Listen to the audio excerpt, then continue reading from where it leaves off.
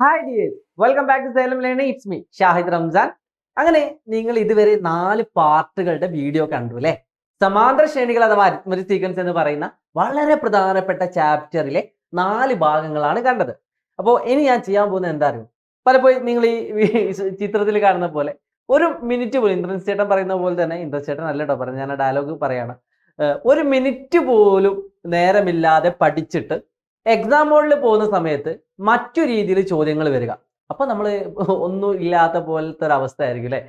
അതേപോലെ തന്നെയാണ് നമ്മുടെ SSLC എന്ന് പറയുന്നത്. ടെക്സ്റ്റ് ബുക്കിലെ പല കാര്യങ്ങളും നമ്മൾ പഠിച്ചു കഴിഞ്ഞാലും പരീക്ഷയ്ക്ക് വരുന്നത് മറ്റൊരു രീതിയിലായിരിക്കും. അപ്പൊ ആ രീതി കൂടി പരിചയപ്പെടാതെ നിങ്ങൾ പോവുകയാണെങ്കിൽ ഉറപ്പായിട്ടും നിങ്ങൾ എന്താവും, നിങ്ങൾക്ക് പരീക്ഷാ ഹാളിൽ എത്തുന്ന സമയത്ത് ടെൻഷൻ ആവും.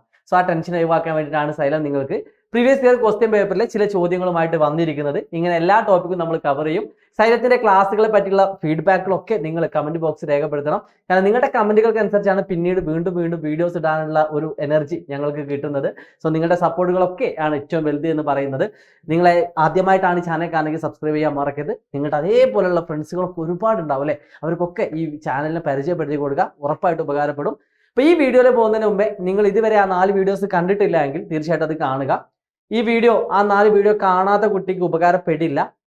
പിന്നെ മറ്റൊരു കാര്യം പറയാനുള്ളത്, ഈ ചാപ്റ്ററിനെ പറ്റി അത്യാവശ്യമൊക്കെ അറിയുന്ന കുട്ടിയാണെങ്കിൽ ഈ വീഡിയോ 4 വീഡിയോ കാണാതെ തന്നെ ഈ വീഡിയോ കാണാവുന്നതാണ്. ഓക്കെ, സോ നമ്മൾ ഏറ്റവും ആദ്യത്തെ ആ ചോദ്യത്തിലേക്ക് കിടക്കുകയാണ്. നിങ്ങളുടെ മെയിൻ എക്സാമിന് ചോദിച്ച ചോദ്യങ്ങൾ നമ്മൾ ആ 4 വീഡിയോ, നമ്മൾ എടുത്ത 4 വീഡിയോനെ ബേസ് ചെയ്തുകൊണ്ടാണ് ഈ വീഡിയോ ഇറക്കുന്നത്.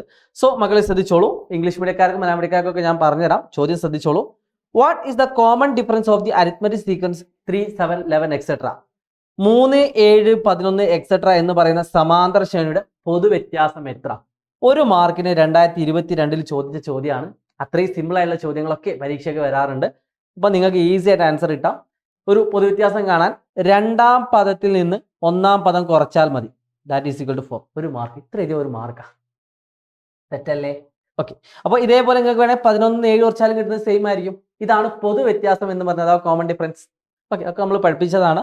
സോ രണ്ടാമത്തെ ചോദ്യത്തിലേക്ക് കടക്കാം. 2022 തന്നെ 2 മാർക്കിന് ചോദിച്ച ചോദ്യമാണ് ഈ കാണുന്നത്. 5, 8, 11 എന്ന് പറയുന്നത് ഒരു സമാന്തര ശ്രേണിയാണ്. ഓക്കെ, ഒരു അരിത്മെറ്റിക് സീക്വൻസ് ആണ്. എങ്കിൽ ഇതിന്റെ 20ാം പദം എത്ര? മക്കളെ, ഇതൊരു ഇമ്പോർട്ടൻ്റ് ആയിട്ടുള്ള ഒരു കാര്യമാണ്. എങ്ങനെയാണ് ഇത് കണ്ടുപിടിക്കുക? ഒരുപാട് വഴികളുണ്ട് ഇത് കണ്ടുപിടിക്കാൻ. അതിന്റെ മുമ്പേ ഞാൻ ചെറിയൊരു കോൺസെപ്റ്റ് നിങ്ങളെ പഠിപ്പിക്കുകയാണ്. ഈ പഠിപ്പിക്കുന്ന കാര്യം നിങ്ങൾക്ക് കൃത്യമായിട്ട് മനസ്സിലായിട്ടുണ്ടെങ്കിൽ നിങ്ങൾ ഉറപ്പായിട്ടും ഈ ക്ലാസ്സിന്റെ ഫീഡ്ബാക്ക് കമന്റ് ബോക്സിൽ രേഖപ്പെടുത്തണം കേട്ടോ. ഇപ്പോൾ 5 അല്ലേ, വേണ്ട 2, സിമ്പിൾ ആയിട്ട് പറയാം. 2, 5, 8, 11 എക്സെട്ര. വേറൊരു ശ്രേണി ഇതിലേക്ക് ഞാൻ എത്തില്ല. 2, 5, 8, 11 എക്സെട്ര. ഓക്കെ, ഇവിടെ നിങ്ങൾ ശ്രദ്ധിച്ചോ, ഇത് ഒന്നാം പദം എഫ് ആണ്. ഓക്കെ, അടുത്തത് എഫിനോട് ഒരു ഡി കൂട്ടുന്നത്. എഫിനോട് ഒരു ഡി, അതിന്റെ പൊതുവ്യത്യാസം പറഞ്ഞാൽ 3 ആണ്. അപ്പൊ ഈ 2നോട് 3 കൂട്ടി, അപ്പൊ 5 കിട്ടും. രണ്ടാം പദം പറഞ്ഞാൽ എഫ് പ്ലസ് ഡി ആണ്. മൂന്നാം പദം പറഞ്ഞാൽ ഈ ആദ്യ പദത്തിനോട് 2 പൊതുവ്യത്യാസം കൂട്ടുന്നതാ. ഫോർ എക്സാമ്പിൾ, ആദ്യത്തെ 2 ആണ്, അടുത്ത് 2 പ്ലസ് 3 ആണ്, അടുത്ത് 2 പ്ലസ് 2 ഇൻറ്റു 3. 2 ഇൻറ്റു 3 പറഞ്ഞാൽ 6 ആണ്. കാരണം ഇവിടെ പൊതുവ്യത്യാസം എത്ര? പൊതുവ്യത്യാസം എന്ന് പറഞ്ഞാൽ ഇവ തമ്മിലുള്ള വ്യത്യാസം 3. 2 ഇൻറ്റു 3 പറഞ്ഞാൽ 6. നോക്കി നോക്കൂ, 2 ഡി. ഒന്നുകൂടി റിപ്പീറ്റ് ചെയ്യാണ്. ആദ്യത്തെ പദം, രണ്ടാമത്തെ പദം എന്ന് പറഞ്ഞാൽ ഈ ആദ്യ പദത്തിനോട് ഒരു തവണ പൊതുവ്യത്യാസം കൂട്ടാം. മൂന്നാമത്തെ പറഞ്ഞാൽ 2 തവണ പൊതുവ്യത്യാസം കൂട്ടാം. നാലാമത്തെ പദം എന്ന് പറഞ്ഞാൽ 3 തവണ പൊതുവ്യത്യാസം കൂട്ടാം. അഞ്ചാമത്തെ പദം എന്ന് പറഞ്ഞാൽ 4 തവണ പൊതുവ്യത്യാസം കൂട്ടാം. ഇത് x1, ഇത് x2, ഇത് x3, ഇത് x4, ഇത് x5. ഇവിടെ ശ്രദ്ധിച്ചു നോക്കൂ, അഞ്ചാമത്തെ പദം കാണാൻ വേണ്ടി നമ്മൾ 4 തവണയാണ് പൊതുവ്യത്യാസം കൂട്ടുന്നത്. നാലാമത്തെ പദം കാണാൻ വേണ്ടി നമ്മൾ 3 തവണയാണ് പൊതുവ്യത്യാസം കൂട്ടുന്നത്. അപ്പോൾ ഈ ഒരു സമാന്തര ശ്രേണിയുടെ 20ാമത്തെ പദം കിട്ടണമെങ്കിൽ, അല്ലെങ്കിൽ ഈ ഒരു സമാന്തര ശ്രേണിയുടെ 20ാമത്തെ പദം കിട്ടണമെങ്കിൽ ആദ്യ പദത്തിനോട് എത്ര പൊതുവ്യത്യാസം കൂട്ടണം? വെരി ഇമ്പോർട്ടൻ്റ് ആണ്, വെരി ഇമ്പോർട്ടൻ്റ് ആണ്, വെരി ഇമ്പോർട്ടൻ്റ് ആണ്. ശ്രദ്ധിക്കുക, 4ാം പദം കിട്ടണമെങ്കിൽ ആദ്യ പദം ഫസ്റ്റ് ടൈമിനോട് 3 പൊതുവ്യത്യാസം. 5ാം പദം കിട്ടണമെങ്കിൽ ആദ്യ പദത്തിനോട് 4 പൊതുവ്യത്യാസം. അപ്പോൾ 20ാം പദം കിട്ടണമെങ്കിൽ ആദ്യ പദത്തിനോട് എത്ര പൊതുവ്യത്യാസമാണ്? 19 പൊതുവ്യത്യാസം. ഈ ഒരു കോൺസെപ്റ്റ് വെരി ഇമ്പോർട്ടൻ്റ് ആണ്. ഇത് വെച്ചിട്ട് നിങ്ങൾക്ക് പല കാര്യങ്ങളും കണ്ടുപിടിക്കാം. ഇനി ഇങ്ങോട്ട് ചോദിച്ചാൽ 15ാം പദം കണ്ടുപിടിക്കാനാണ്. അപ്പം എന്ത് ചെയ്താൽ മതി? ആദ്യ പദത്തിനോട് 14 ഡി കൂട്ടിയാൽ മതി. ഇങ്ങനെ ഈസി ആയിട്ട് കണ്ടുപിടിക്കാം. ഇതല്ലാതെ കണ്ടുപിടിക്കുന്ന ഒരു മെത്തേഡ് ഉണ്ട്. എന്താ അറിയോ? സാധാ പോലെ എക്സ് കണ്ടുപിടിക്കാം. dn plus f minus D, നിങ്ങൾക്ക് അറിയാമല്ലോ അല്ലേ? എന്നിട്ട് ആ ഉത്തരം കിട്ടിയിട്ട് ലാസ്റ്റ് എന്നിൻ്റെ സ്ഥാനത്ത് 20 കൊടുത്താലും മതി. എങ്ങനെ ചെയ്താൽ സെയിം ആൻസർ ആണ്. ഓക്കെ, സോ ഞാൻ അതിലേക്ക് അടുക്കുന്നില്ല, നോക്കാം. അപ്പോൾ ഈ മെത്തേഡാണ് ഞാൻ പഠിപ്പിക്കുന്നത്. എഫ് എന്ന് പറഞ്ഞാൽ എത്രയാണ്? 5 ആണ്. പ്ലസ് 19 ഇൻറ്റു ഡി എന്ന് പറഞ്ഞാൽ 3 ആണ്. So the answer is 5 plus 10 3 30 3 9 27 57. So the answer is 62. ഇതാണ് ആൻസർ. ഓക്കെ, അടുത്ത ചോദ്യം നിങ്ങളോട് കാണാൻ പറഞ്ഞത് ഇതിൻ്റെ ഓൾജിബ്രായിക് എക്സ്പ്രഷൻ അല്ലെങ്കിൽ ബീജഗണിത രീതി അല്ലെ പൊതുരൂപം എന്നൊക്കെ പറയും. അപ്പോൾ x n is equal to d n plus f minus d ആണ്. അത് നമുക്ക് സാധാ പോലെ കണ്ടുപിടിക്കാം. ഡി എന്ന് പറഞ്ഞാൽ എത്രയാണ്? 3 ആണ്. So 3n plus f minus D 5 minus 3. So 3n plus 2. ഇതാണ് അതിൻ്റെ രണ്ടാമത്തെ ചോദ്യത്തിൻ്റെ ഉത്തരം. രണ്ടാമത്തെ ചോദ്യത്തിൻ്റെ ഉത്തരത്തിലാണ് 3n പ്ലസ് 2. കൃത്യമായിട്ട് പഠിപ്പിച്ചതാണ്. ഇനി ഞാനൊരു കാര്യം പറയട്ടെ, നിങ്ങൾക്ക് വേണമെങ്കിൽ ഇത് കണ്ടുപിടിച്ചതിന് ശേഷം വേണമെങ്കിലും ഈ ഒന്നാമത്തെ ഉത്തരം കണ്ടെത്താം.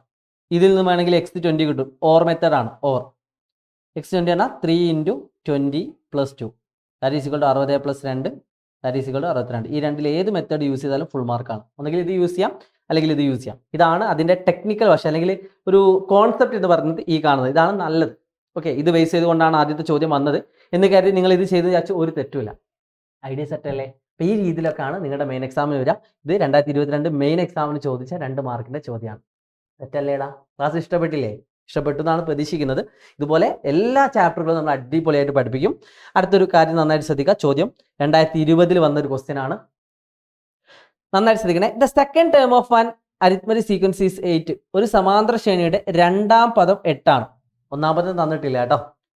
അതിൻ്റെ പൊതുവ്യത്യാസം 3 ആണ്. പൊതുവ്യത്യാസം 3. ഒന്നാമത്തെ ചോദ്യം ആ ശ്രേണി ഏതാനാണ്? സീക്വൻസ് ഏതാണ്? സിമ്പിൾ. രണ്ടാം പദം 8 ആണെങ്കിൽ 8 11 14 17 ഇങ്ങനെ അങ്ങ് പോകും. ബേക്കോട്ടാണെങ്കിലോ 3 കുറയും. ഇങ്ങോട്ട് ശ്രേണി പൊതുവ്യത്യാസം കൂടുകയാണെങ്കിൽ ഇങ്ങോട്ട് കുറയാണ് ചെയ്യുക അല്ലേ? അങ്ങനെയല്ലേ ഉണ്ടാവുക? ഇപ്പോൾ ആദ്യ പദം 5 ആണെങ്കിൽ എന്നോട് 3 കൂട്ടിയ 8, എന്നോട് 3 കൂട്ടിയ 11 ഇങ്ങനെ അങ്ങ് പോകും. അപ്പോൾ ഇതാണ് ശ്രേണി. ഇത്രയുള്ള ആൻസർ. നമ്മൾ 2022 ചോദിച്ച ചോദ്യത്തിൻ്റെ അതേ ശ്രേണി തന്നെയാണ് അല്ലേ? 5 8 11 14 അതേപോലെ തന്നെയാണ് ഇവിടെയും തന്നത്. സെയിം ചോദ്യം തന്നെ, നമ്പർ പോലും മാറാതെ എന്ന് വേണമെങ്കിൽ പറയാം. പക്ഷെ ചോദിച്ചത് വേറെ രീതിയാണ്.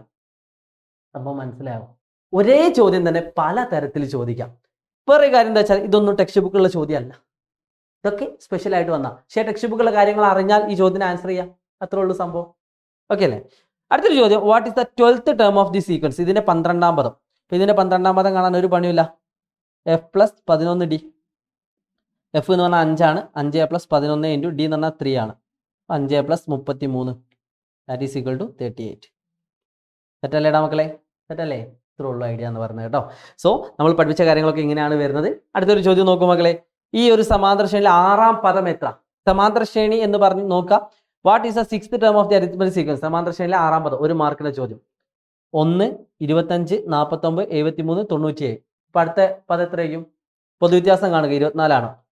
97 പ്ലസ് 24 6ാം പദം. ഇപ്പോൾ എത്ര പദമായി? 1 2 3 4 5. 6ാം പദം കാണാൻ 97 പ്ലസ് 24 74 11 1 9 10 12 121. ഇത്രേ ഉള്ളൂ ഫുൾ മാർക്ക്.